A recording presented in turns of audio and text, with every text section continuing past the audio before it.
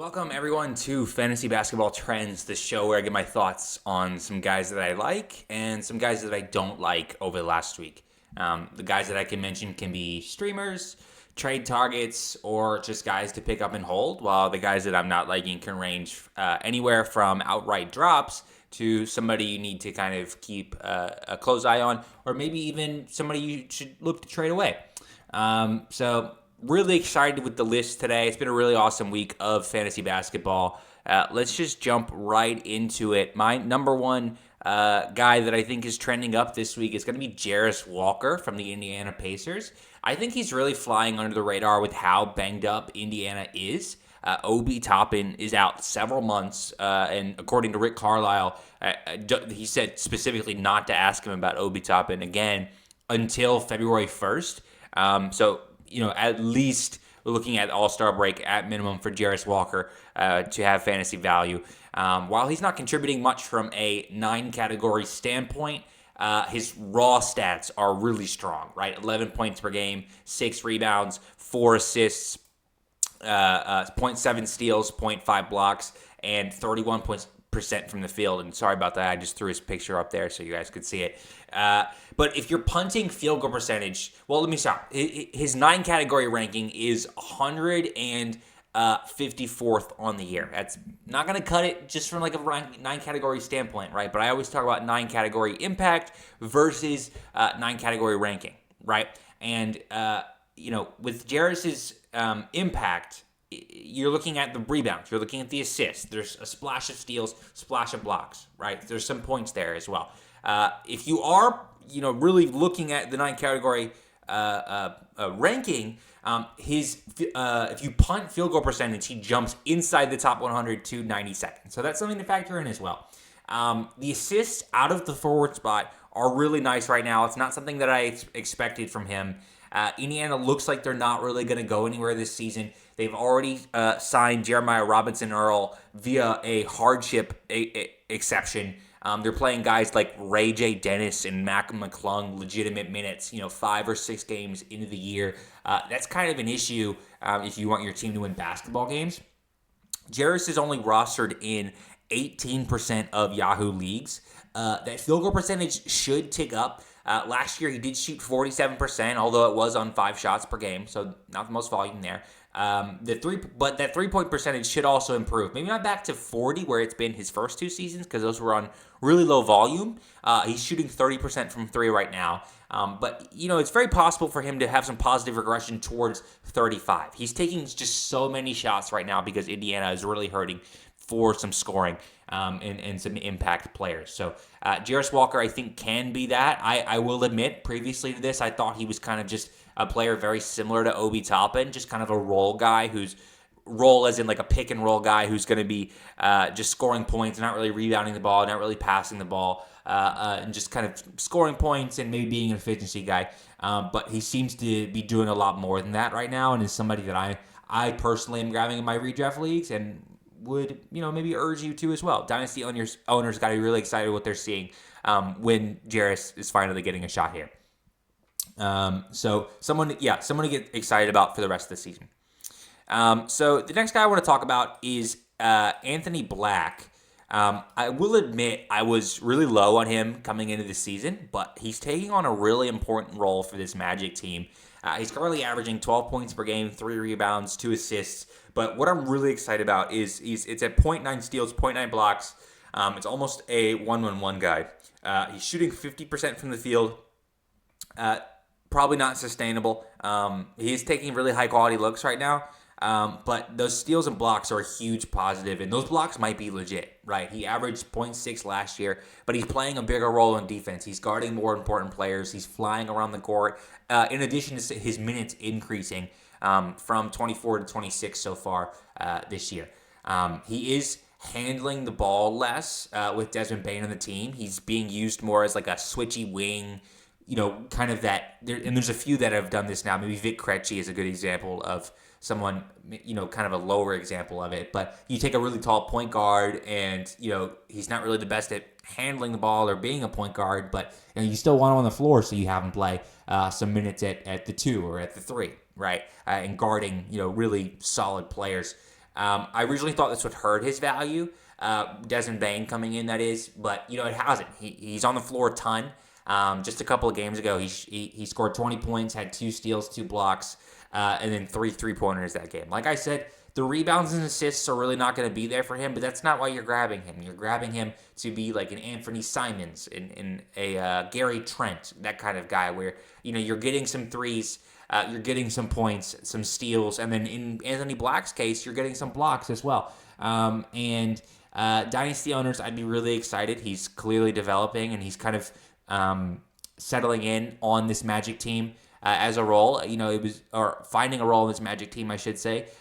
It was unclear what he was going to be doing coming into the year after the Magic had signed Tyus Jones. Tyus Jones has been really bad, but Anthony Black isn't really playing much backup point guard anyway. So, Paolo plays point guard at times, right? Franz Wagner plays point guard at times. Desmond Bain, right? So, I really like what Orlando's doing. They have a ton of ball handlers. It's a really balanced team.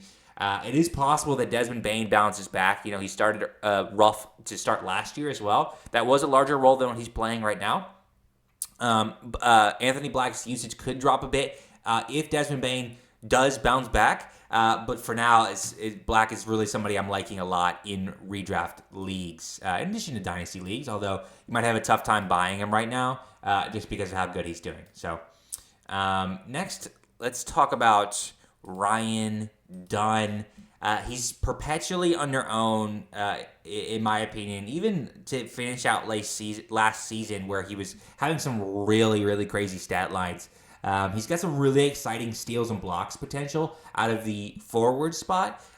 Blocks in particular, he's very prone to having multi-block games, right? 2 blocks, 3 blocks. That's not out of the norm for him. He's kind of what you were hoping Matisse Thybulle would be. I know that Jalen Green and Dylan Brooks are injured, but it is possible that Ryan Dunn settles in close to around 24 minutes per game. That'll play, right? He's pretty valuable in deep dynasty leagues and definitely in streamer territory for redraft.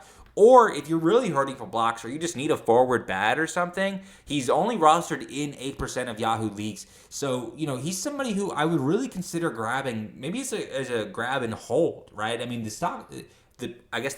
steals and the blocks are there, right? And he's shooting 1 3-point per game. He has shown the ability in the past to record a double-double. He's rebounding the ball. Mark Williams is kind of taking on a little bit of an additional role now. So, maybe some of those rebounds aren't going to be as available to Ryan Dunn. But, he's not going to hurt you anyway, right? Those turnovers are low. Those percentages are really solid. He doesn't get to the line at all, so I wouldn't be concerned about the free throw percentage being at 50. He's only taken 4 free throws on the entire season, and he's just not someone that is prone to taking foul shots.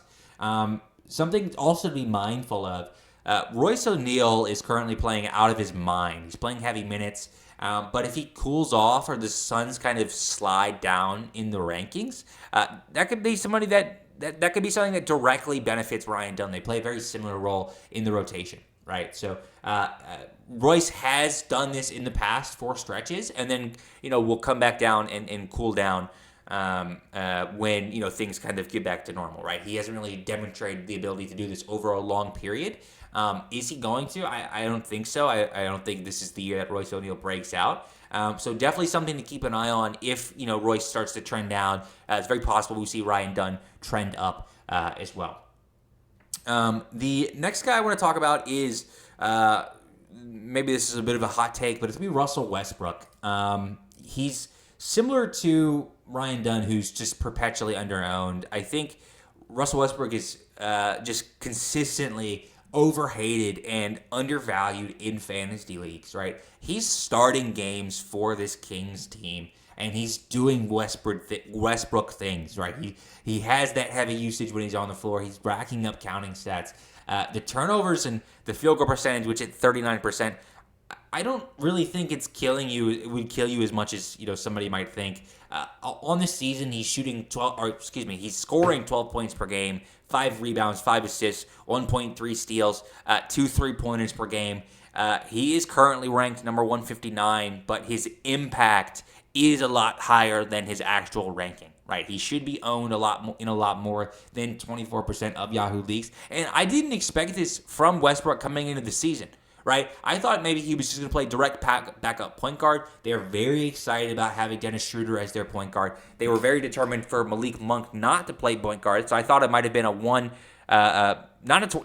than a 24-24 split, maybe a 30-18 or a 32-16 split with Dennis Schroeder and Westbrook. But for some reason, they're playing and I'm not making the coaching decisions, obviously, but for some reason they're playing Westbrook, upwards of 24 to 30 minutes per game. And if they're going to continue to do that, he's somebody that needs to be rostered in redraft leagues. Now, I think what I'll also add, I mentioned Malik Monk. If Malik Monk misses time, or anybody kind of in that front, or really anybody on this team, Sabonis, DeRozan, he's almost like a pseudo handcuff for these other Kings players, because when one of them misses, he's going to be that direct beneficiary. It doesn't seem like they're going to prioritize Devin Carter much. He's on the trade block, supposedly. I would expect Devin Carter to get moved. Westbrook has been awful for Devin Carter's prospects. Here's the thing, though, is that I think the Kings are a team that's going to be pushing for the play-in, no matter what, unless they fall completely out of contention. I do think DeRozan will get moved at some point. If they do move him, though, I expect them to continue to try and remain competitive. And even if they start tanking or ship guys off or guys get injured, Westbrook, to me, and this is just kind of my gut feeling here, is that he is not someone that is going to, be a part of the resting. Westbrook is, if you have Westbrook in your team, he's going to be playing, right? He's going to be on the floor.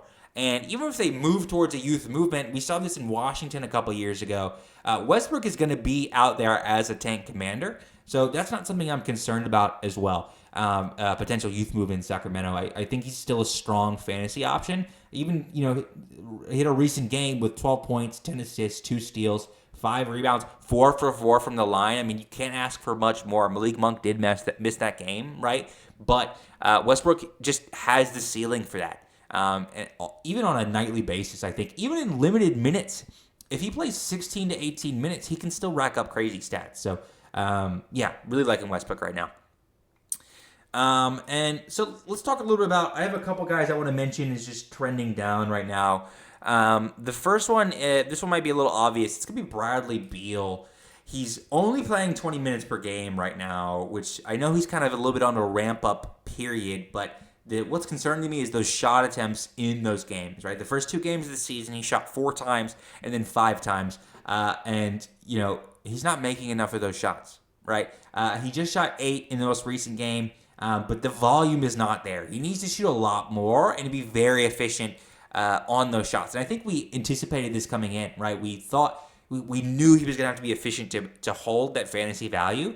The Clippers are very deep, right? So they can afford to be very cautious with him, and have those minutes to be limited around 20 to 24. And there's no reason why they might need to push him beyond that, right? For example, Chris Paul is only playing minutes like in the low teens, despite being capable of the 30 minutes per game. Chris Paul just played 82 games last year and played above 30 in plenty of them.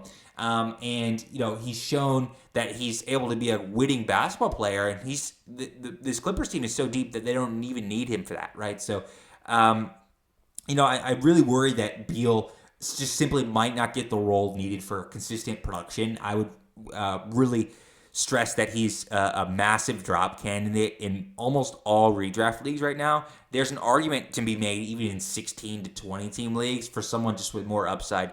He was always a floor guy over an upside guy, and the floor is not even there right now, and I don't know if it's going to come back. So just I would take that into consideration when evaluating Bradley Beal and his future outlook.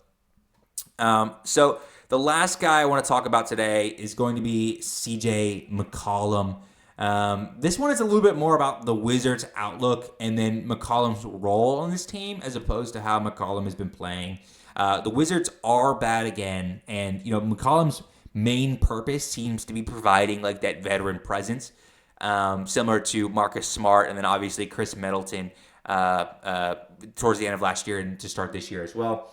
Not somebody they're going to prioritize down the stretch. Now, here's the thing is that, even though Washington isn't exactly like a deep team, they do have a lot of young players that they want to get involved at various points in the season, right? A.J. Johnson, Justin Champagnie, Tristan Vukovic, and there's in a couple others. These guys haven't even played much yet, right?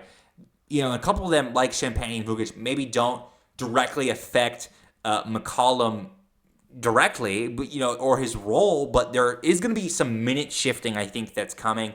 And to me, McCollum is a prime candidate to lose minutes. The Wizards are someone who have shown that they're willing to play 12 guys, 13 guys on a nightly basis just to get everybody involved, right? McCollum only played 24 and 22 minutes in his last couple games. He put up okay lines, but those minutes might be the new normal.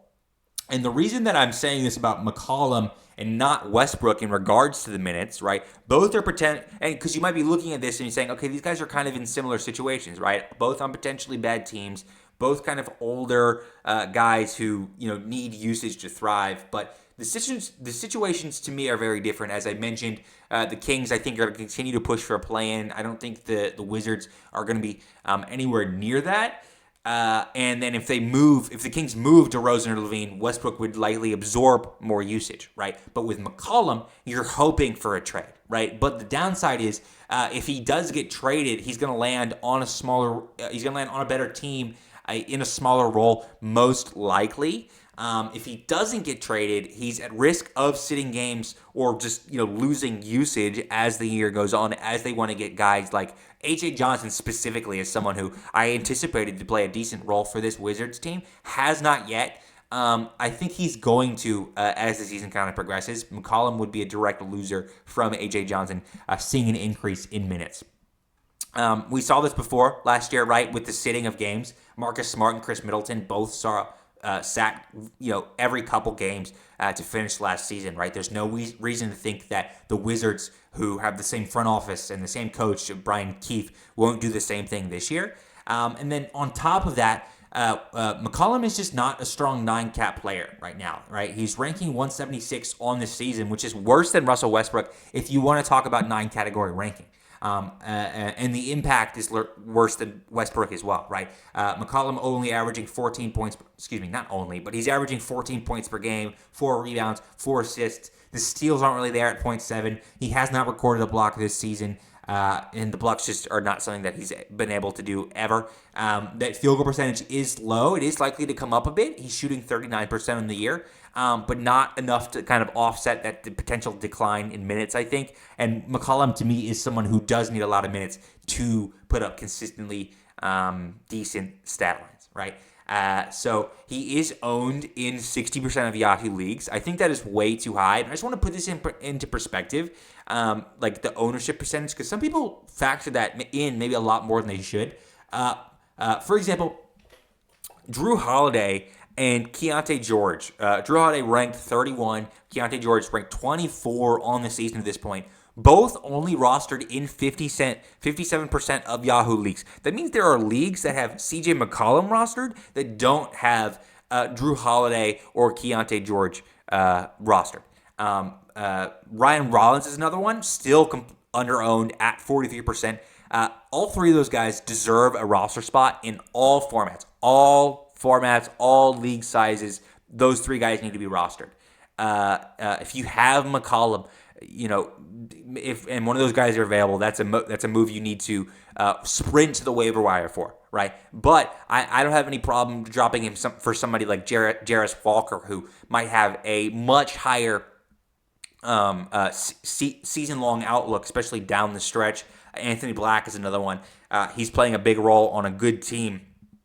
Possibly Westbrook if he's available as well. Ryan Dunn, I would kind of relegate to maybe deeper leagues. I might prefer McCollum to Ryan Dunn at this point, but really the point is don't let ownership percentage fool you. It doesn't necessarily equal value. You want to evaluate their current production, their role and rest of season outlook. Not their name or their popularity. Where Beal, the only reason that he's still rostered, I believe it's 77% still. For Beal. The only reason he's rostered that much still is because his name is Bradley Beal, right? it is 77%. So just something to factor in. Don't be afraid to drop a higher ownership percentage. I mentioned Cam Johnson last week as someone who I wasn't liking. He is continuing to trend down. I think Cam Johnson is a drop in formats as well. So just something to factor in. And that's how you miss out on some of the bigger pickups, right? Is holding on to these high ownership percentage because maybe you have some kind of stigma or hesitation because it's like, am I missing something? No, you don't. You kind of need to react quickly in redraft leagues, and I don't think this is an overreaction for any of those guys I just mentioned. So, with that being said, thank you guys so much for watching. Really appreciate it. We're on the road to 500 subs, so if you like what we do, please tell a friend. Please share the video. Everything helps, and we really love making content for you guys. And we just released some dynasty rankings earlier this month on our website. The website's gonna be in the description down below. We've got more coming on our Patreon. If you guys want to check out the Patreon, we thank everyone who has supported us to this point. There's bonus content on there.